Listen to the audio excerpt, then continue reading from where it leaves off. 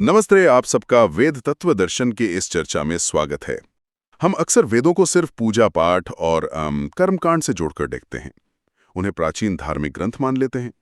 लेकिन क्या हो अगर मैं कहूं कि इन ग्रंथों में, इनके मंत्रों में ब्रह्मांड के सबसे गहरे वैज्ञानिक रहस्य कोड किए गए हैं। आज हम यजुर्वेद के एक बहुत ही प्रसिद्ध मंत्र की डीकोडिंग करने वाले हैं, जिसे हम सब ने कभी न कभी सुना है। दियो शांति अंतरिक्षम शांति। इसे हम शांति पाठ कहते हैं, लेकिन यह सिर्फ एक प्रार्थना नहीं है। आज हमारे साथ जो विशेषज्ञ हैं, हम उनके साथ मिलकर आचार्य अग्निव्रत नैष्टिक की शोध, खासतौर पर उनकी वैदिक रश्मि विज्ञान यानी वैदिक रश्मि थ्योरी के आधार पर इस मंत्र की परतें खोलेंगे। हम ये समझने की कोशिश करेंगे कि कैसे ये एक मंत्र आज की मॉडर्न साइंस की string theory, quantum field theory और कॉस्मोलॉजी की सबसे बड़ी पहेलियों से जुड़ता है। तो चलिए इस वैदिक कोड को क्रैक करना शुरू करते हैं। सबसे पहला और सबसे जरूरी शब्द है शांति। हमारे लिए शांति का मतलब है साइलेंस, कोई हलचल नहीं, स्थिरता। पर क्या ब्रह्मांड कभी शांत होता है? वो तो हमेशा गति में है।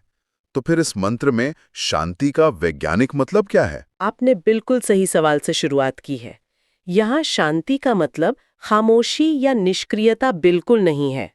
वैदिक विज्ञान के नजरिए से शांति का अर्थ है गतिक संतुलन, जिसे अंग्रेजी में हम डायनामिक इक्विलिब्रियम कहते हैं। सोचिए, ब्रह्मांड खरबों शक्तियों और ऊर्जाओं का एक महासागर है। तारे फट रहे हैं, गैलेक्सीज बन रही हैं। इस प्रचंड उथल-पुथल के बीच भी एक व्यवस्था है, एक हार्मनी है। यही हार्मनी, यही संतुलन शांति है। साइंटिफिक टर्म्स में कहें तो ये एंट्रोपी यानी अव्यवस्था को कम करके कोहेरेंस यानी सुसंगतता को स्थापित करना है।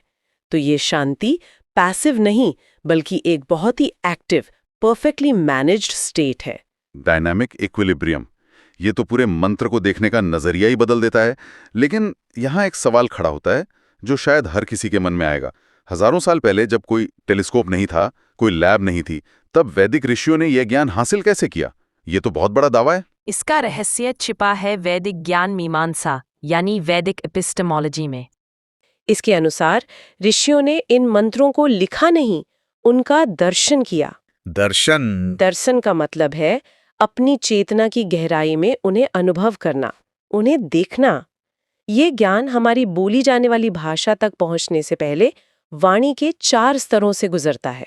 वाणी के 4 स्तर? ये तो बहुत दिलचस्प है। हाँ, पहला और सबसे सूक्ष्म स्तर है परा। ये चेतना की वो अवस्था है जहां कोई शब्द नहीं, कोई रूप नहीं, सिर्फ शुद्ध संभावना है। आज का विज्ञान शायद इसे सिंगुलैरिटी या क्वांटम वैक्यूम फील्ड कहेगा, जहां से सब कुछ पैदा होता है। दूसरा स्तर है पश्यंती, जिसका अर्थ है देखने वाली।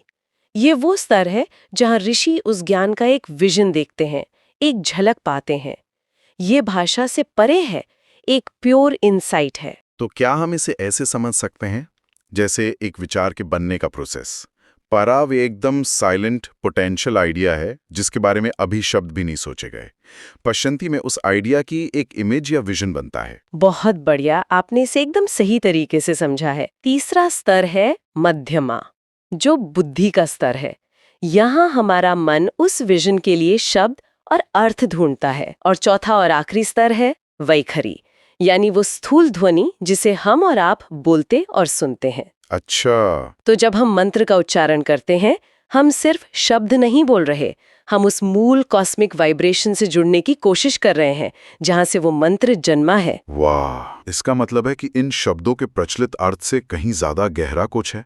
आज का विज्ञान ज्यादातर वैखरी पर, हाँ बिल्कुल, जो स्थूल है, जो दिख रहा है, जो पदार्थ है, उसी का अध्ययन करता है। जबकि वैदिक विज्ञान परा यानी उस मूल कारण से अपनी खोज शुरू करता है। आपने सही पकड़ा।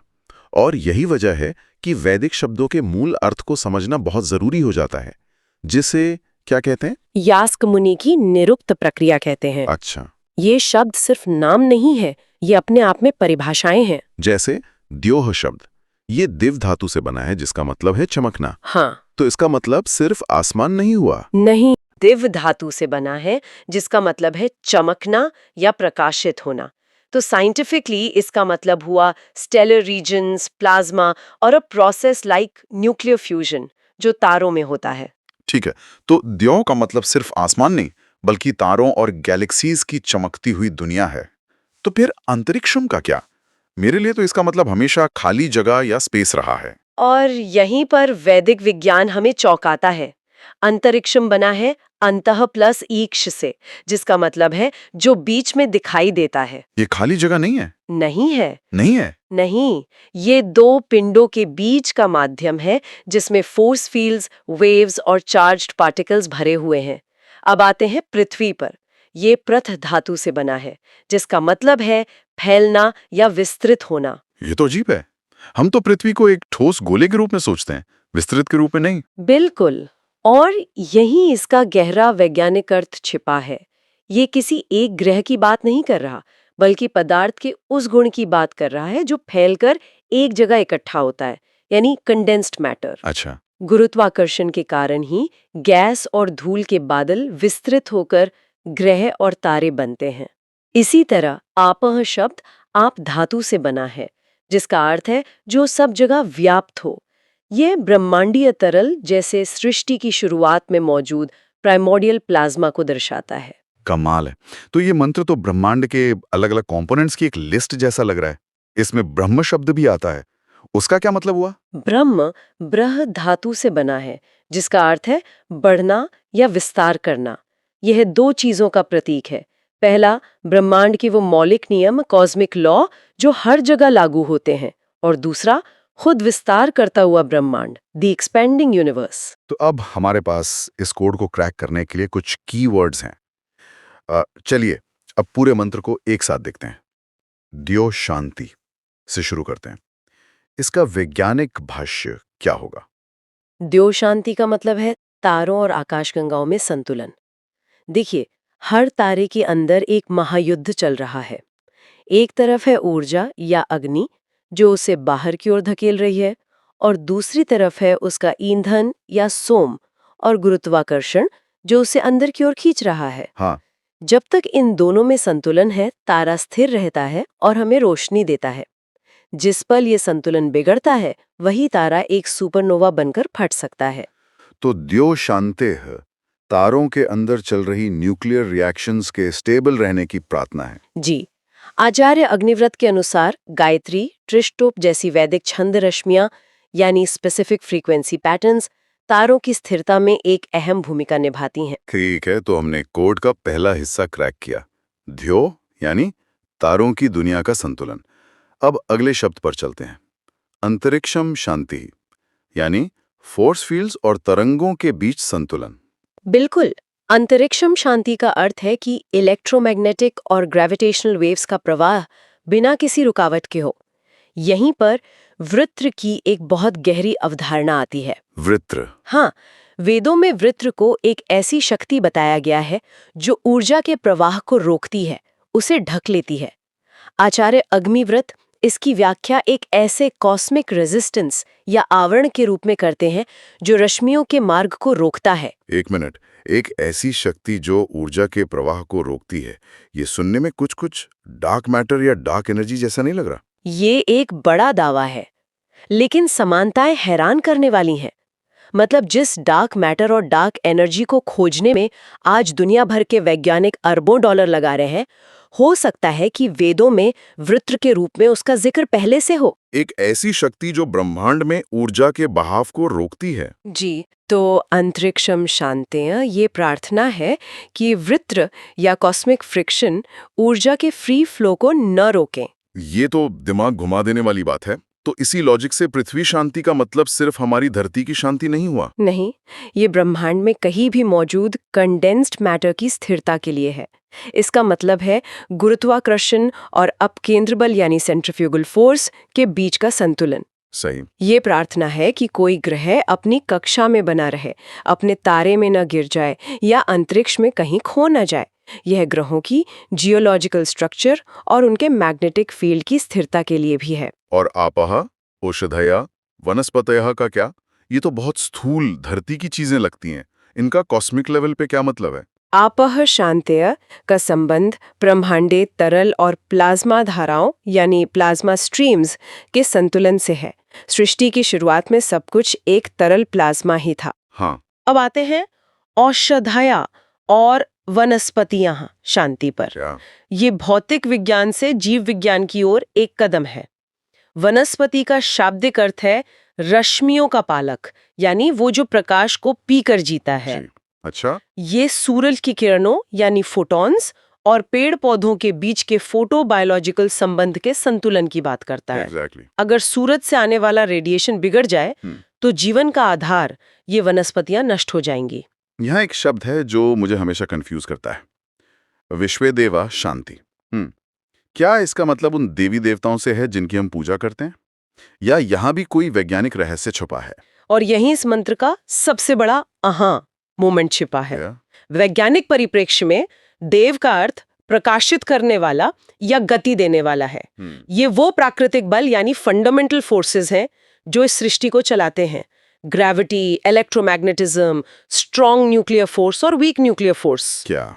जी, तो विश्व देवा शांति इन सभी बलों के बीच एक हार्मनी, एक सामंजस्य की बात है। एक मिनट, तो आप कह रही हैं कि विश्वेदेवा मतलब फंडामेंटल फोर्सेस, ये तो पूरी व्याख्या ही बदल देता है। इसका मतलब ये वेदों की अपनी ग्रैंड यूनिफाइड थियरी हुई। आप इसे बिल्कुल वेदों की यूनिवर्सल फील्ड थ्योरी कह सकते हैं। आधुनिक भौतिकी आज भी इन सभी बलों को एक ही सिद्धांत में पिरोने की कोशिश कर रही है। ये मंत्र कहता है कि ये सभी बल एक दूसरे के साथ सहयोग करते हैं, संघर्ष नहीं, और इसी सहयोग का नाम शांति है। तो तारों से शुरू होकर ग्रहों से गुजरकर हम ब्रह्मांड को चलाने वाले फंडामेंटल फोर्सेस तक पहुंच गए। अब अंत में आता है ब्रह्म शांति और सर्वम शांति है। ब्रह्म शांति का अर्थ है ब्रह्मांड के मौलिक नियमों और यूनिवर्सल कॉन्स्टेंट्स की स्थिरता। जैसे प्रकाश की गति। जी, प्रकाश की गति, गुरुत्वाकर्षण का नियतांक, प्लैंक नियतांक, ये वो नंबर हैं जिन पर पूरा ब्रह्मांड टिका है। अगर इनमें जरा सा भी बदलाव आ जाए तो ब्रह्मांड बिखर जाएगा।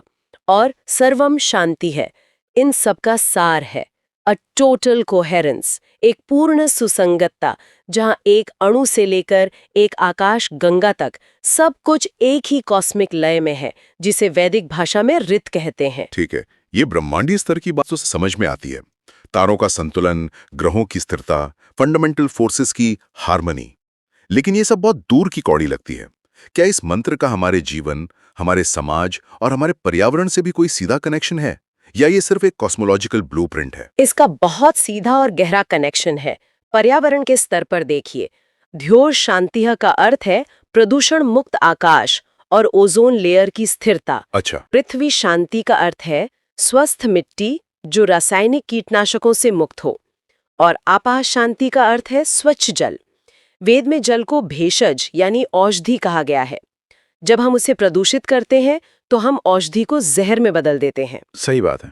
ये मंत्र असल में इकोलॉजिकल बैलेंस का एक घोषणा पत्र है। और वनस्पतयः शांति का मतलब हुआ जैव विविधता, बायोडाइवर्सिटी को बचाना। इसमें क्या फर्क है? यज्ञ का मतलब है जितना लो उससे ज्यादा वापस दो। लूट का मतलब है सब कुछ निचोड़ लो। अच्छा, और जब बात समाज पर आती है तो विश्व देवा शांति का मतलब और भी गहरा हो जाता है। वो कैसे? समाज के 4 मुख्य अंग माने गए हैं। विद्वान जो ज्ञान देते हैं, प्रशासक जो रक्षा करते हैं, उत्पादक जो व्यापार करते हैं, और श्रमिक जो सेवा करते हैं। विश्व देवा शांति का सामाजिक अर्थ है इन सभी वर्गों में वर्ग सहयोग, न कि वर्ग संघर्ष। अच्छा, class cooperation, not class conflict. Exactly. जब हर अंग दूसरे का सम्मान करते हुए अपना काम करता है तभी समाज रूपी शरीर स्वस्थ रहता है। तो फिर सामाजिक स्तर पर ब्रह्म शांति का क्या मतलब हुआ? समाज का ब्रह्म है उसकी न्याय व्यवस्था और उसकी शिक्षा प्रणाली। न्याय और शिक्षा। हाँ, अगर किसी देश का कानून और अदालतें भ्रष्ट हो जाएं या उसकी शिक्षा झूठ पर आधारित हो तो उसका भ्रम अशांत हो जाता है। ये समाज के लिए कैंसर की तरह है जो अंदर ही अंदर उसे खोखला कर देता है। और अंत में अराजकता फैलती है। बिल्कुल। ब्रह्मांड से समाज तक ये जुड़ाव तो साफ दिखता है। अब सबसे गहरे स्तर पर चलते हैं। जैसा कहा गया है, यथा पिंडे तथा ब्रह्मांडे, जो ब्रह्मांड में है वही इस शरीर में है। ये मंत्र हमारे अंदर कैसे काम करता है? यहाँ ये मंत्र एक तरह से योग और ध्यान का नक्शा बन जाता है। द्यो, जो ब्रह्मांड में चमकते तारे हैं, वो हमारे अंदर हमारा मस्तिष्क है, सहस्रार चक्र। सहस्रार। द्यो शांति ही का मतलब है मानसिक शांति, विचारों के तूफान का थमना, तनाव और चिंता से मुक्ति। तो क्या अंतरिक्षम हमारी सांसें हैं? हाँ, अंतरिक्षम हमारी श्वास और हमारी भावनाएं हैं, जिनका केंद्र विशुद्धि और अनाहत चक्र है। अच्छा। अंतरिक्षम शांति का अर्थ है प्राणायाम के जरिए अपनी सांसों को लयबद्ध करना। जब सांसें शांत और गहरी होती हैं, तो भावनाएं अपने आप काबू में आ जाती हैं। और पृथ्वी? पृथ्वी हमारा स्थूल शरीर है, मूलाधार चक्र। पृथ्वी शांति है, यानी शारीरिक स्वास्थ्य और आसन में स्थिरता। और आपा? इसका मतलब शरीर के तरल पदार्थ जैसे हार्मोन्स। बिल्कुल। आपह शांति का मतलब है हार्मोनल संतुलन। हम सब ने महसूस किया है कि जब तनाव होता है तो हमारा पूरा सिस्टम बिगड़ जाता है। हाँ, ये तो होता है। ये और कुछ नहीं बल्कि शरीर के आपह तत्व की अशांति है। अच्छा। इसी तरह विश्वे देवा, हमारी 5 ज्ञानेंद्रियां और 5 कर्मेंद्रियां हैं। जब ये इंद्रियां बाहर के विषयों में ना भटककर अंदर की ओर मुड़ती हैं, तो उसे योग में प्रत्याहार कहते हैं। यही इंद्रिय शांति है। और अंत में ब्रह्म। हमारे अंदर ब्रह्म क्या है? हमारे अंदर ब्रह्मा हमारी अपनी आत्मा है, हमारी शुद्ध चेतना, जिसका केंद्र आज्ञा चक्र है। हमारी अपनी चेतना हमारी अंतरात्मा है। इसकी शांति आत्मज्ञान और समाधि की अवस्था है, जहाँ सारे भेद मिट जाते हैं। यह जीवात्मा का उस परम चेतना यानी परमात्मा से एकाकार होने का संकल्प है। यही योग और दर्शन का अंतिम लक्ष्य है, जिसे मोक्ष कहते हैं, दुखों की पूर्ण निवृत्ति और परमानंद की प्राप्ति। और मंत्र के अंत में जो आता है सामा शांतरेधि, उसका क्या अर्थ है? इसका अर्थ है वो जो त्रिस्तरीय शांति है, ब्रह्मांडीय, सामाजिक और आध्यात्मिक, वो मुझे प्राप्त हो। ये सिर्फ मांगना नहीं है, बल्कि अपने आप को उस शांति के साथ एक लय में लाने की घोषणा है। अच्छा। यही परम शांति मोक्ष है। और जब इस मंत्र का सही स्वर और लय में उच्चारण किया जाता है, तो इसके कंपन हमारे शरीर की नाड़ियों और हमारे आसपास के वातावरण में एक वास्तविक भौतिक बदलाव लाते हैं। तो इस पूरी चर्चा का सार क्या है? अगर हम सब कुछ समेटें तो ये एक मंत्र 3 स्तरों पर काम करता है। ये ब्रह्मांड के भौतिक संतुलन का एक जटिल सूत्र है। ये एक स्थायी और न्यायपूर्ण समाज का एक तरह से घोषणा पत्र है। और ये आंतरिक शांति और आत्मज्ञान पाने का एक व्यवहारिक मार्ग है। आपने एकदम सही सारांश दिया। आचार्य अग्निव्रत नैष्ठिक के काम का निचोड़ यही है कि शांति कोई ऐसी चीज नहीं है जो हमें उपहार में मिलती है। हाँ। और न ही ये सिर्फ युद्ध या लड़ाई का न होना है। ये एक एक्टिव डायनामिक इक्विलिब्रियम है, एक एक्टिव डायनामिक संतुलन है, जिसे हमें बनाना पड़ता है। जिसे हमें अपने कर्म यानी यज्ञ, अपने ज्ञान यानी ब्रह्म और अपने विज्ञान यानी विश्वदेवाः से हर पल हर स्तर पर बनाना और बनाए रखना पड़ता है। स्रोत तो यहाँ तक बताते हैं कि मंत्रोच्चार और यज्ञ जैसी जो प्रक्रियाएं हैं, वो पर्यावरण पर एक फिजिकल इफेक्ट डाल सकती हैं। हाँ बिल्कुल, यहाँ तक कि बादलों के बनने और बारिश होने की प्रक्रिया को भी। और ये एक बहुत बड़ा सवाल खड़ा करता है, सोचने पर मजबूर करता है कि अगर ध्वनि और इरादा, इंटेंशन, हाँ, तो इंटेंशन अगर ये सूक्ष्म स्तर पर पदार्थ को प्रभावित कर सकते हैं, तो फिर हमारे आसपास की दुनिया पर उस प्रभाव की ऊपरी सीमा क्या है? मतलब कहाँ तक जा सकता है ये? हाँ, अगर इसी सिद्धांत को मान लीजिए सामूहिक रूप से और वैज्ञानिक तरीके से लागू किया जाए, तो क्या कुछ हासिल किया जा सकता है? अगर आपको ये ज्ञानवर्धक वीडियो प्रस्तुति पसंद आई है, तो चैनल को सब्सक्राइब करें, बेल आइकॉन ऑन करना ना भूलें और हमारी इस ज्ञान यात्रा का हिस्सा बनें।